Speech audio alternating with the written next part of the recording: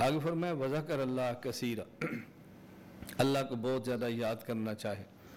اب یہ ساتھ تیسری بات ارشاد فرما دی کہ میرا پیغمبر حضرت محمد صلی اللہ علیہ وسلم دنیا میں نمونہ اور معیار ہیں اس شخص کے لیے، نمبر 1 اللہ سے ملاقات کا یقین ہو، نمبر 2 قیامت کے دن کا یقین ہو، نمبر 3 وذکر اللہ کثیرا، کثرت کے ساتھ اللہ تعالیٰ کو یاد کرتا ہو۔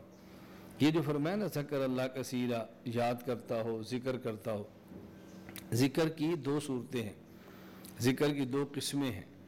ذکر کی ایک قسم ہے کہ آدمی زبان سے کہے لا الہ الا اللہ، کلمہ پڑھے، استغفر اللہ، استغفار پڑھے، درود پاک پڑھے، اللہم صلی علی محمد وعلی آل محمد، اور سبحان اللہ، الحمدللہ، اللہ اکبر، تسبیحات پڑھے، موقع کے مطابق مسنون دعائیں پڑھے، قرآن کریم کی تلاوت کرے۔ ایک تو ذکر یہ ہے، اور دوسرا ذکر ہے، ذکر کا معنی یاد، یعنی اللہ کو ہر وقت دل سے یاد رکھے اور ہر وقت وہ کام کرے جو اللہ تعالیٰ چاہتے ہیں۔ بس نماز کے وقت میں نماز پڑھے، جب رمضان ہو تو روزہ رکھے، مال ہے اور فرض ہے تو زکوٰۃ ادا کرے، فرض ہے تو حج ادا کرے، اگر استطاعت ہے تو قربانی کرے، اگر بازار میں نامحرم مرد ہے تو عورت اپنی آنکھ کی حفاظت کرے، نامحرم مرد ہے تو اپنی آنکھ کو بچائے، بازار میں نکلے تو پردہ کرے، جن سے نکاح ہو سکتا ہے اس سے پردہ کرے، عورت اپنے آپ کو بچا کے چلے، مرد خود کو بچا کے چلے۔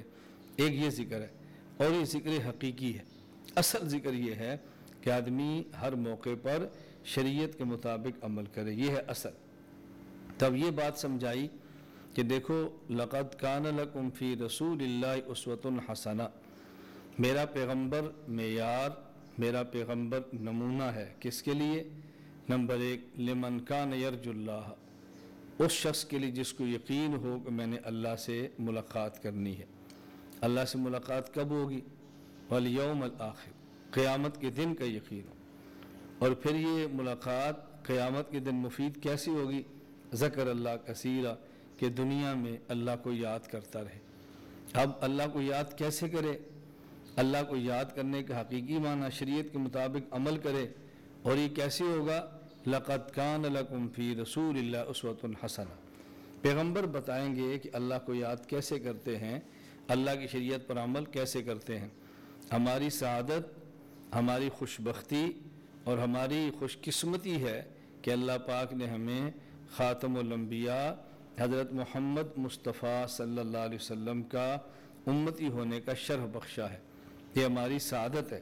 لہٰذا ہمیں اپنی پوری زندگی رسول اکرم صلی اللہ علیہ وسلم کو اپنا آئیڈیل بنا کر گزارنی چاہیے، یعنی حضور اکرم صلی اللہ علیہ وسلم کی سنت کے مطابق اپنی زندگی گزارنی چاہیے۔ اور ایسی کتب سیرت کی موجود ہیں کہ جس کو دیکھ لیں تو پتہ چلتا ہے کہ کیسے انسان نے اپنی زندگی سنت کے مطابق گزارنی ہے۔ ہمارے ہاں سیرت کے عنوان پر بعض کتب ایسی ہیں کہ جس میں نبی کریم صلی اللہ علیہ وسلم کی حتی الامکان ہمت کے مطابق اور وسعت کے مطابق اول تا آخر زندگی بیان کر دی گئی ہے، اور سیرت کی بعض کتابیں ایسی ہیں کہ جس میں خاص چیزیں چن کے لی گئی ہیں، اور خلاصہ نکالا گیا ہے کہ امت نے کس چیز پر عمل کیسے کرنا ہے۔ ہمارے اردو زبان میں کتاب ہے اسوہ رسول اکرم صلی اللہ علیہ وسلم، حضرت مولانا ڈاکٹر عبدالحی عارفی رحمہ اللہ تعالیٰ کی، جو حکیم الامت مجدد الملت مولانا اشرف علی تھانوی نور المرقدہ کے خلیفہ مجاز ہیں، بہت بڑے آدمی تھے۔ اسوہ رسول اکرم صلی اللہ علیہ وسلم، میں سمجھتا ہوں یہ کتاب ممکن ہو تو ہر گھر میں ہونی چاہیے۔ اس میں نبی کریم صلی اللہ علیہ وسلم کی سنتیں جمع فرمائی گئی ہیں۔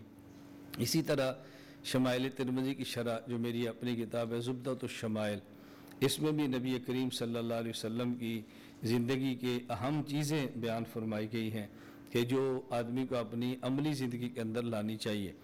تو رسول اکرم صلی اللہ علیہ وسلم کی سنت کے مطابق زندگی گزارنے کے لیے یہ 2 کتابیں کوشش کریں کہ ہر گھر میں ہوں۔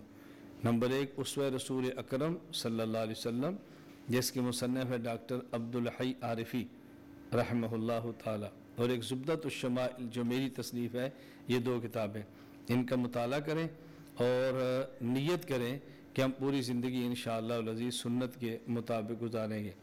رسول اکرم صلی اللہ علیہ وسلم کی سنتوں میں سے ایک بڑی آسان، بڑی عام اور بڑی سستی سنت ہے مسواک۔ یہ سستی بھی ہے، آسان بھی ہے، ہر جگہ پہ دستیاب بھی ہے۔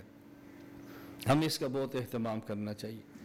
جب آدمی صبح اٹھے مسواک کرنا سنت ہے، وضو کرے مسواک کرنا سنت ہے، گھر سے باہر جائے مسواک کرنا سنت ہے، گھر آئے مسواک کرنا سنت ہے، سونے لگے مسواک کرنا سنت ہے، اور وضو کرے مسواک کرنا سنت ہے۔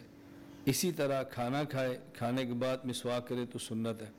بہت سارے مواقع ایسے ہیں جس میں مسواک کرنا سنت ہے، مل بھی جاتی ہے، ہر جگہ پہ ملتی ہے، سستی مسواک ملتی ہے۔ مسواک کے ساتھ نماز پڑھیں، 70 گنا نماز کا اجر بڑھ جاتا ہے، مرتے وقت کلمہ نصیب ہو جاتا ہے، اور آدمی کی زبان میں فصاحت اور قوت گویائی آ جاتی ہے۔ زبان کی بہت ساری منہ کی بیماریاں ہیں جو مسواک سے صاف ہو جاتی ہیں۔ تو میں یہ ایک سنت عرض کر رہا ہوں کہ اس کا ہمیں اہتمام کرنا چاہیے۔ آج جگہ جگہ دکان پہ اور ہر ایک بازار میں ہم کوشش کرتے ہیں کہ وہاں جا کر ایسے ٹوتھ پیسٹ لیں جس کو استعمال کریں۔ وہ سمجھ نہیں آتی ٹوتھ پیسٹ حرام ہے، ٹوتھ پیسٹ حلال ہے، پتہ بھی نہیں چلتا۔ ایک چیز خرید لیتے ہیں، بعد میں صافی تو حرام ہے۔ مسواک کے بارے میں تو کوئی شک ہے ہی نہیں کہ حرام ہے یا حلال ہے، یہ پاک ہے یا نہ پاک ہے، مسئلہ ہی کچھ نہیں۔ اسی طرح ٹوتھ پیسٹ لیتے ہیں، پھر بعد میں برش استعمال کرتے ہیں، کبھی کہتے ہیں برش نرم ہے، کبھی کہتے ہیں جی سخت ہے، کبھی کہتے ہیں برش اچھا ہے، کبھی کہتے ہیں اس میں خنزیر کا بال شامل ہے، تو شکوک میں پڑتے ہیں۔ میرا اپنا خیال ہے کہ اگر کوئی بندہ پابندی کے ساتھ مسواک کا اہتمام کرے تو اس کو پھر ٹوتھ پیسٹ اور یہ برشوں کی ضرورت نہیں رہتی، اور پابندی سے مسواک استعمال نہ کرنے کی وجہ سے پھر ٹوتھ پیسٹ اور برش استعمال کیے جاتے ہیں۔ جتنا کروڑوں روپیہ ٹوتھ پیسٹ اور برشوں پر لگتا ہے، اگر اس کی بجائے سینکڑوں روپیہ مسواک پر لگا لیا جائے تو سنت پر بھی عمل ہو جائے، صفائی، طہارت اور نظافت بھی مل جائے، منہ کی بدبو بھی ختم ہو، منہ کو صفائی بھی ملے، اور اللہ کا رسول صلی اللہ علیہ وسلم راضی بھی ہو۔